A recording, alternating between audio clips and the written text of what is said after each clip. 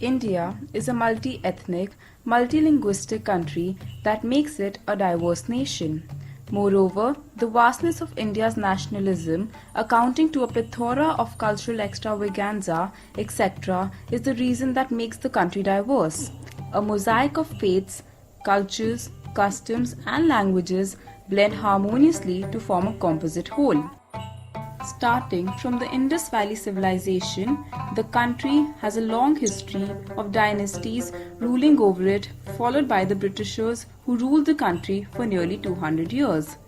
Delhi, the capital city of India, saw many developments in the styles of architecture in monuments like the Qutub Minar, the Red Fort, which date back to the Mughal period, and India Gate and Rashtrapati Bhavan, which are the examples of British architecture. The World Heritage Sites in Delhi are Red Fort, Humayun's Tomb and Qutub Minar. However, in this dominant list, there are various other lesser known monuments which have been forgotten today. Friends, I, Lyra Agarwal of Modern School Basant Vihar, will take you through this journey of restoring the lost heritage of Delhi. Lost in the high-rise buildings of Connaught Place, away from the crowd, is this silent stepwell in ruins, a 60-meter long and 15-meter wide historical stepwell on Haley Road near Connaught Place, a short walk from Jantar Mantar in Delhi. It is believed that the baoli was originally built by legendary king Agrasen during Mahabharata epic era and rebuilt in 14th century by the Agrawal community, which traces its origin to Maharaja Agrasen. It is among a few of its kind in Delhi. Some parts of the well, with 103 steps, are permanently immersed in water. The visible parts of this historical stepwell consist of 3 levels. Each level is lined with arched niche on both sides. The tomb of Mirza Mukim Abul Mansur Khan, popularly known as the Safdarjung tomb, entitled Safdarjung Victory of Awadh under Muhammad Shah, is the last example of Mughal layout.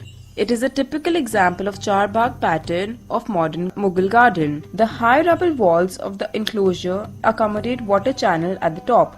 In the center of the eastern side of double-storied impressive gateway to the enclosure with several apartments are a courtyard and a mosque, while the same position on the other side is occupied by multi-chambered spacious pavilions known originally as Moti Mahal, Badshah Pasand and Jungli Mahal on the north, south and west respectively. The mosque, built with red sandstone on the second story, was added later. The double-storied mausoleum, 18 to 28 meters square, built with red and buff stone, relieved by marble, stands in the center of garden. It rises from high podium faced by a veranda, broken by arched opening leading to a series of cells inside.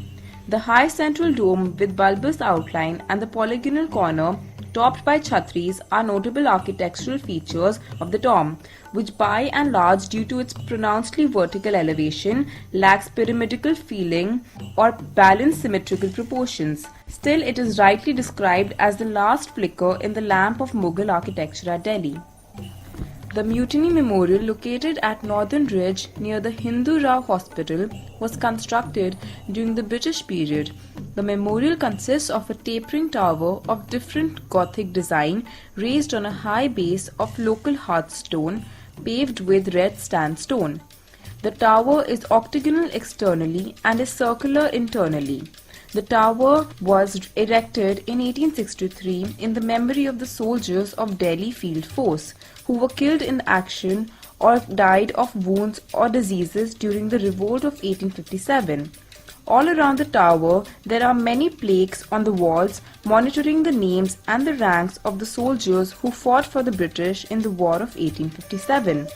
In the year 1972, on the 25th anniversary of India's independence, a new plaque was added to the memorial, which says the enemy mentioned by the British were actually the freedom fighter and the martyrs of India who fought bravely against the repressive colonial rule in the First War of Indian Independence.